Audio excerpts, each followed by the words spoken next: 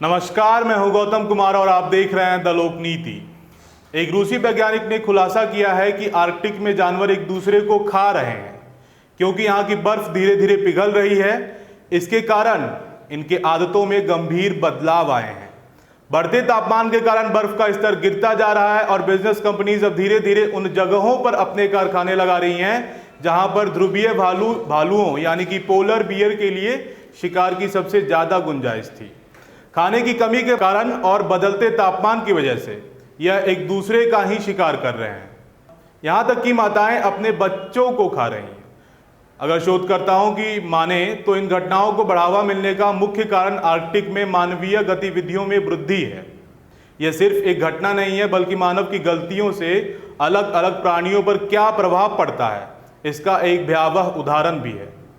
शोधकर्ताओं का मानना है कि ये जानवर एक दूसरे पर जानलेवा हमला कर रहे हैं क्योंकि उनकी पेट भरने के स्रोतों में बड़ी कमी आई है।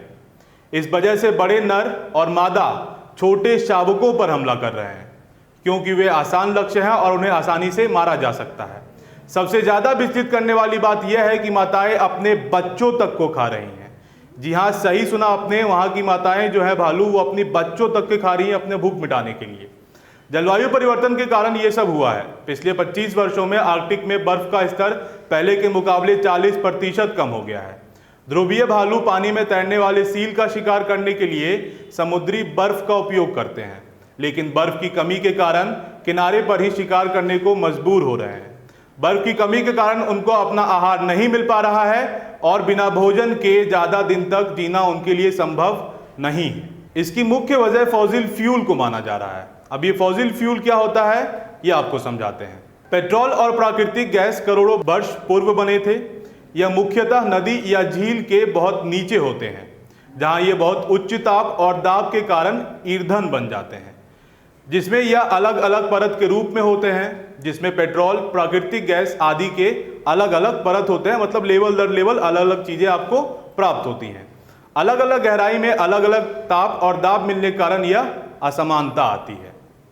एक शोधकर्ता की माने तो सर्दियों में ओब की खाड़ी से बैरेंट सागर तक का जो क्षेत्र है उसी क्षेत्र में ध्रुवीय भालू सबसे ज्यादा शिकार करते थे, लेकिन अब यह क्षेत्र LNG यानी कि लिक्विड नेचुरल गैस ले जाने वाले जहाजों के लिए एक व्यस्त मार्ग बन गया है, जिससे भालुओं को अपना शिकार नहीं मिल पा रहा है और वो भूख के कारण अपने ही लोगों को मार के खा रहे हैं।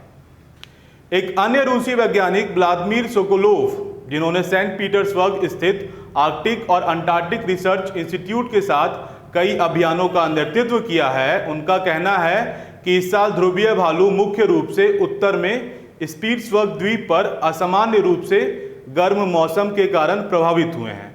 और ये गर्म मौसम का कारण क्या है?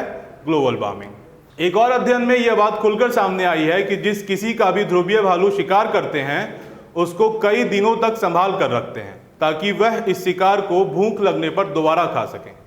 ऐसा करने के लिए वह अपने शिकार को बर्फ और धूल के अंदर दबा देते हैं ताकि वह खराब ना हो। यह भालुओं का प्राकृतिक व्यवहार है जिसे कैशिंग नाम दिया गया है। तकरीबन सभी धर्म ग्रंथों में कहा गया है कि एक समय ऐसा जरूर आएगा जब हम मानव से नरभक्षी बन जाएंगे और मानव सभ्यता का अंत वहीं से शुरू हो जाएगा।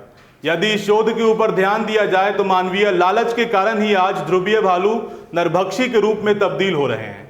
ऐसे में क्या यह नहीं माना जाए कि धर्म ग्रंथों की बातें जिन्हें हम ढकोसला बताते आए हैं कहीं ना कहीं सच साबित होती दिख रही हैं? ये सवाल मैं आपके लिए छोड़े जाता हूं। तब तक के लिए मुझे दीजिए इजाजत। नमस्कार।